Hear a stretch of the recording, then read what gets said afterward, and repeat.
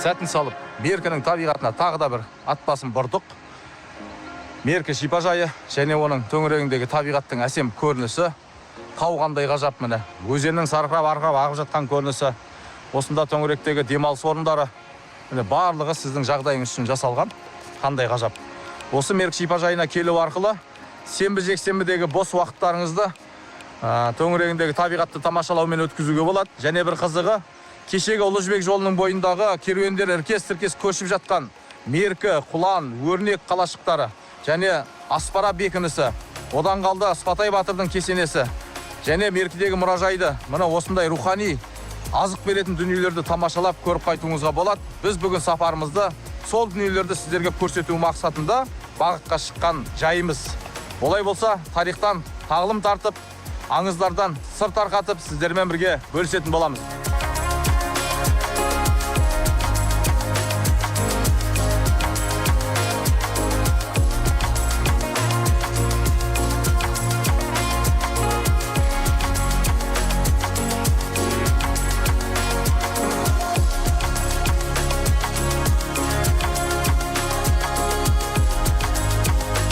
Меркі аудан орталығынан шыққан бойда 1 сағат артта қалдырып, 40 шақырымды еңсеріп, Құлан қалашығына да келіп жеттік. Осында көз Құлан қалашығының тарихы туралы, осы өңірдің тарих мәдени ескерткіштерін қорғау бөлімінің мамандары, инспекторлар бізге керемет тарихтан сыр тарқататын болады. Бізбен бірге болыңыздар.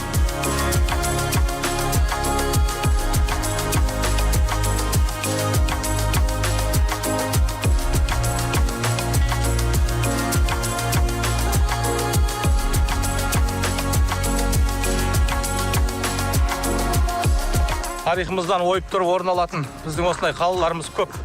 Бірақ өкініштісі, ішкі туризм бағытында біз әлі дұрыс пайдаланамай жатқан жайымыз бар. Биыл Қытай елінің Қазақстандағы туризм жылы деп біз мақтанып жатырмыз. Сол Қытай елінің азаматтарын, саяхатшыларын алып келіп қызықтыратын бірден бір дүние 7-ші ғасырда Қытай елінен келген тақуа буддист монах Чан Цзюаньның осы жерге келіп кеткені, осы Меркі қалашығын, Құлан қалашығын, Өрнек қалаларын, Таразға дейінгі, Әулиеатаға дейінгі барған жолы, ізі, міне сол Қытай елінің саяхатшыларын қызықтырып, сол тақуаның жолымен жүресіздер деп алып келетін болсақ, сан мың емес, миллиондаған Қытай саяхатшылары осы қалашыққа келіп тоқтар еді. Осының төңірегінде қазақ етін ауыл болса, қымыз беріліп жатса, шұбат беріліп жатса, бауырсақ, алтыбақан тебіліп жатса, шағын етін ауыл жұмыс жасайтын болса, туризмнің қайнаған сәті сонда болады. Тек оны айтпау керек, жасау керек. Біз жасайтын уақыттан өтіп бара жатырмыз. Өкініштісі сол. Жасап қойсақ, қандай ғажап дүние болар еді. Міне, ашық аспан астында мұражайда дайын тұр. Қараңыздаршы, төңірегі қандай ғажап. Мына жағы тау. Таудың көрінісінің өзі көздің жауын алады. Бізбен бірге болыңыздар.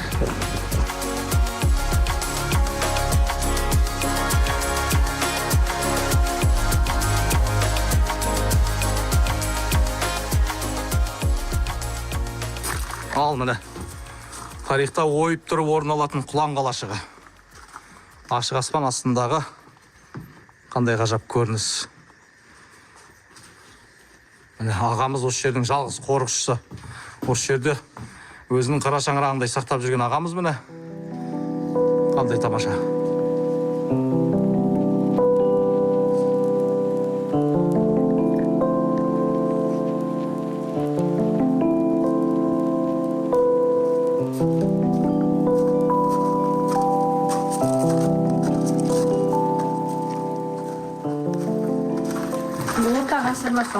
Құлан қалашығы 2014 жылы ЮНЕСКО-ның мәдени мұралар тізіміне енген. 2015 жылы 17 жылдар арасында бұл жерге қазба жұмыстары жүргізіліп, бұл Құлан қалашығының 5 бөлмесі аршылып алынды, бірақ оның 3-еуі ғана зерттелген. Мына бөлме, бұл бөлмені ғибадат ететін бөлме деп болжайды. Бұл бөлме өте бай өрнектермен безендірілген. Мынандай өрнектер кездеседі. Бұл өрнектер бірін-бірі қайталамаған. Мына жерде жүзім бейнесі де бейнеленген. Оюлы медальондармен арканың жан-жағы осындай медальондармен бірін-бірі қайталамайтын өрнектермен безендірілген өте бай өрнектер кездесетін бөлме болып табылады. Бұл яғни қандай да бір діни исламға дейінгі діни жоралғыларды жасайтын бөлме болып тұр ғой. Мына жерде ошақ болған арнайы киелі от деп қояды. Бұл отты өшірмей жағып отқан мұсылман дінін қабылдағанға дейін отқа табынушылық деген болды ғой бізде. Осы отты өшірмей жағып, бұны арнайына сыпа дейді, осыған күн төгіп отырған. Күн төгіп отырған дейді. Енді отты киелі санаған ғой.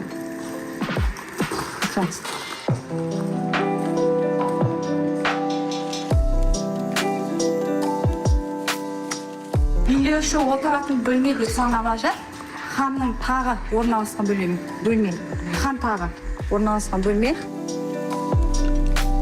Бұл жерде мынау сыпалар дейді ғой, мына жерде әр отыратын жерлер көрдіңіздер ме?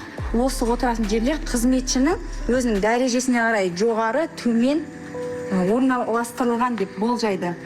Ханның өзі ана екі текпішек арқылы жоғары шыққан мәселесі бар. Мәселемен келген адамдар мына жерде отырып айтқан дейді.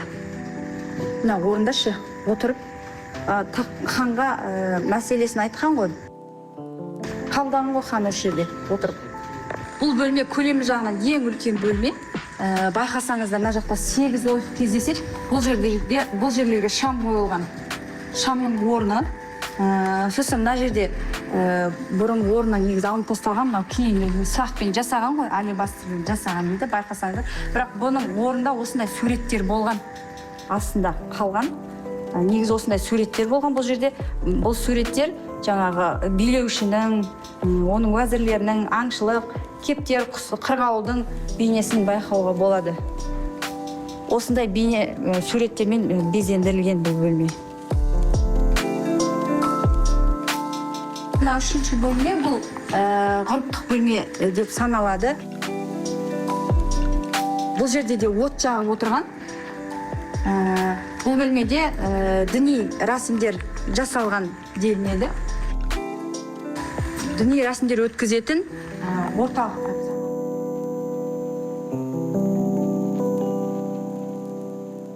Мына Құлан қалашығының ішіне бір өзгеше керемет әлем. Шын мәнісінде келіп көрген адам таңғалатын дүние. Біздің бабаларымыз кеше дін исламға дейінгі жөн жоралғылар жасайтын бөлмелер, ханның қабылдайтын бөлмесі. Мына жерде де мына бір ерекше бөлменің табылуы мысалы. Бұл да сол кездегі құрылыс заманындағы сәулет ескерткіштердің бір есебінде тамаша сақталған. Бұлай қарап отырсаңыздар, Түркістандағы Яссы қамалының Яссы қалашығына ұқсайды. Бұның да қабырғалары өте қалың. Сондай ғибадатхана орны Яссы қамалында да табылған болатын. Міне мұнда да дәл сондай. Демек, бұлардың тарихының барлығы бір-біріне байланысты болып тұр. Міне қараңыздаршы, мынау да бір діни жоралғы жасайтын бөлменің бірі. Ғибадатхананың орны қандай тамаша міне. Сол кездегі жоба сақталған. Бұрыш-бұрышында аркалары сақталған, жиектері сақталған. Қандай тамаша міне. Жақсы сақтау күйінде ашық аспан астындағы мұражайға айналдырып үлгерген. Міне біз осынысымен ұтамыз. Біздегі керемет дүниелердің бірі міне Құлан қалашығы. Мынау міне ЮНЕСКО-ға қабылданған, қорғауға алған Құлан қаласының жерлеу бөлмесі. Қараңыздаршы, қандай керемет күйде. Мәдениет, тарих, бүкіл рухани құндылық осылай жер қойнауында жатыр.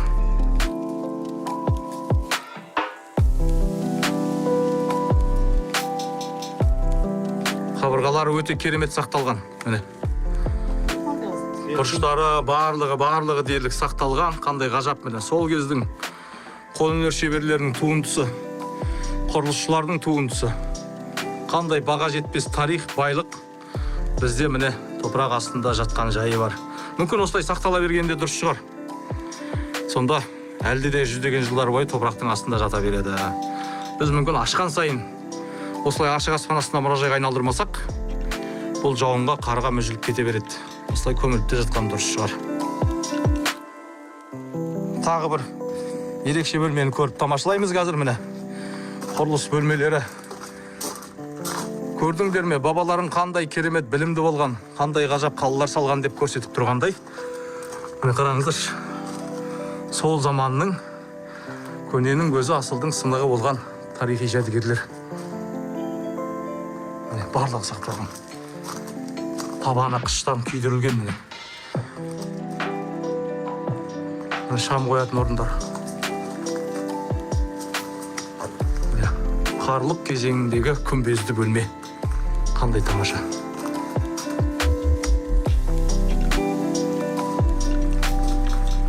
Сол күйі біздің заманға жетіп тұр.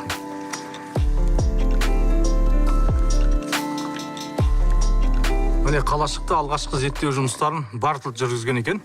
93-94 жылдары, одан кейін Берштам жүргізеді 36-66 жылдары. Одан кейін Марғұлан археология институты жүргізеді мамандары 86-91 жылы. Одан кейін 2015-те 17 жылдары жүргізіледі. Міне қандай ғажап. 24 жылдар тағы да екінші кезең қазба жұмыстары жүргізіледі. Әлі де болса зерттеуді қажет етеді. Әлі де болса ашық аспан астында түбегейлі осы 1200 гектар аумақты алып жатқан қалашық дейді. Осы төңіректің бәрін ашатын болсақ, мынау ашық аспан астындағы баға жетпес керемет туристік нысан болар еді. Жамбыл облысына тек ақыртас қана емес, құламмен, өрнекпен, меркімен, аспарамен керемет мақтанып, туристік нысан ретінде пайдаланып, миллиондаған саяхатшыларды алып келіп, көкірегімізді керіп тұрып экскурсия жүргізер едік. Тек ашу керек, жасау керек.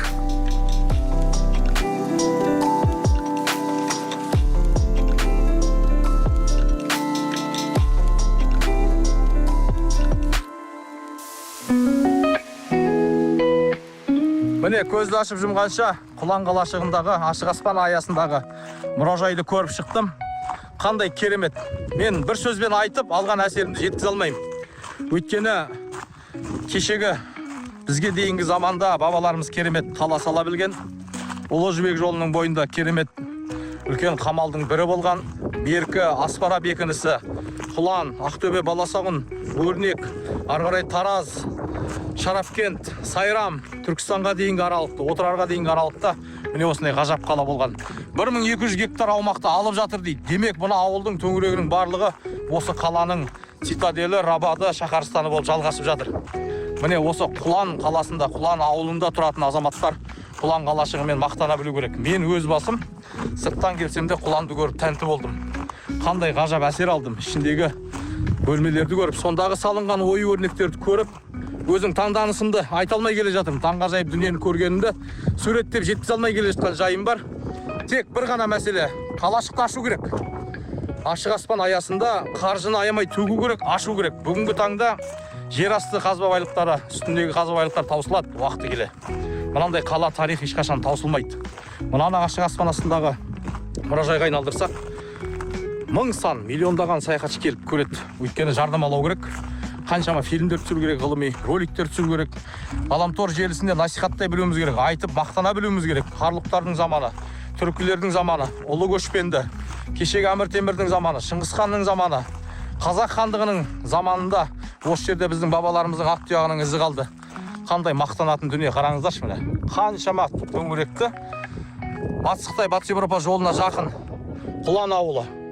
Біз де осы жерде мына таудың көрінісі, шетелдіктерге саяхат ұйымдастырсақ, мына қалашықты мақтанып көрсететін болсақ, көптеген қаржы келіп түседі. Сонда осы ауылдың өсіп өркендеуіне, көркеюіне осы қалашық үлесін қосады. Кешегі таңда Құлан қаласы осы өңірді дамытып, осы өңірдің көркеюіне үлес қосса, бүгінгі таңда мұражай ретінде де ол өз үлесін қосар еді.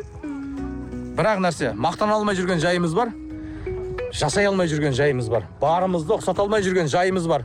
Демек, жасайтын уақыт келіп тұр, осыны жасау керек. Ішкі туризмде пайдалану керек. Бізбен бірге болыңыздар.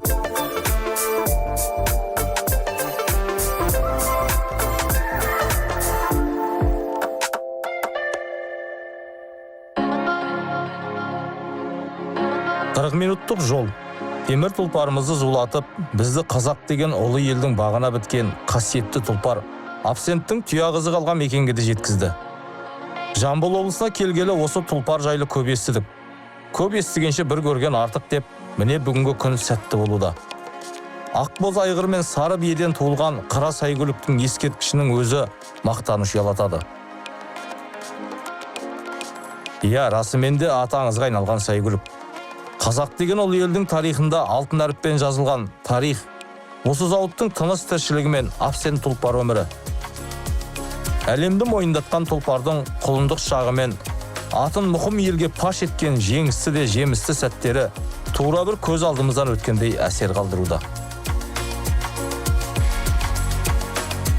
Өзі кетсе де аңызы мен әфсанасы айтылар тұлпар дерсің.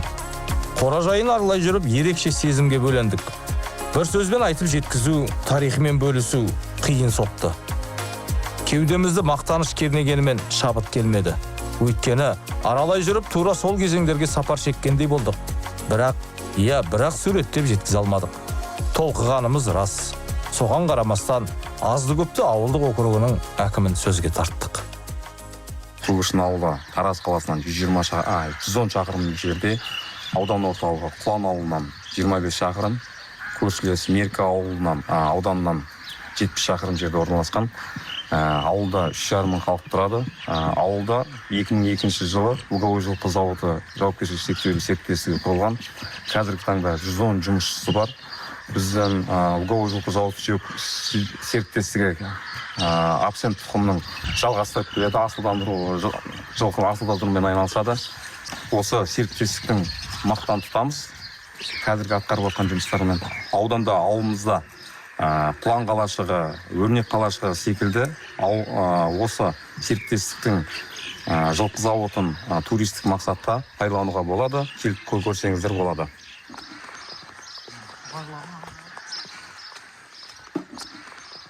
Саламатсыз ба? Неше жылдан бері жұмыс жасайсыз? 6 жыл болды. 6 жыл болды. Қалай, жылқыларға қырау жеңіл ме? Жеңіл бе, оры да бар, жеңіл де бар. Не жұмыс жасайсыз сонда мұнда? Мына жерге генеральныймен шыпырып тазалаймыз лақтарды. Жылқылардың тұратын жердің тазалығын қарайсыз ғой. Қалай енді жұмысыңыз өзіңізге ұнай ма? Ұнаса да, ұнамаса да істеп жүрсіз. Табиғат қалай? Нормально, жақсы. Осы ауылдың тұрғынысыз ғой? Иә. Ана бір жылқы орысынан кен соны қарап жүріп қайта. Жақсы.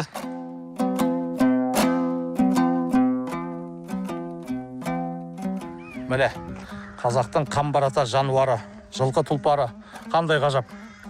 Кешегі бабаларымызды қаншама ұлан байтақ жерімізді қорғауға өзінің септігін тигізген. Үзеңгіні ойлап тапқан біздің ұлы көшпенді бабаларымыз күллі әлемді жаулауға мүмкіндік алған. Ер тоқымның үстінде, ер тұрманың үстінде отырып, үстіндегі сауыт сайманы 50 килоға дейінгі ауыр жүкті үстіне артып, қалқаны бар, қылышы бар, найзасы бар, айбалтасы бар, садағы бар, қорамсағы бар, дулығасы бар. Өздері 80-100 килоға дейін келетін батыр бабаларымыз, үстінде тағы да 50 килоға дейін жететін бүкіл сауыт сайманын киіп, жылқының үстінде ер азаматтың, батырдың пырағы болған, қанаты болған, жылқының үстінде, тұлпардың үстінде міне жүздеген шақырым жерді жау шапты деген кез атқа міне сала, аттан деп қаншама ұлан байтақ жерімізді қорғап қалған батыр бабаларымыздың қанаты болған, абсенттей баға жетпес тұлпардың мекеніне келдік. Сол тұлпардың тәрбиеленген жері, өскен жері, ұрпағы қалған мекенге келіп бізде таң тамаша ақпараттарды тыңдадық, табиғатын көрдік.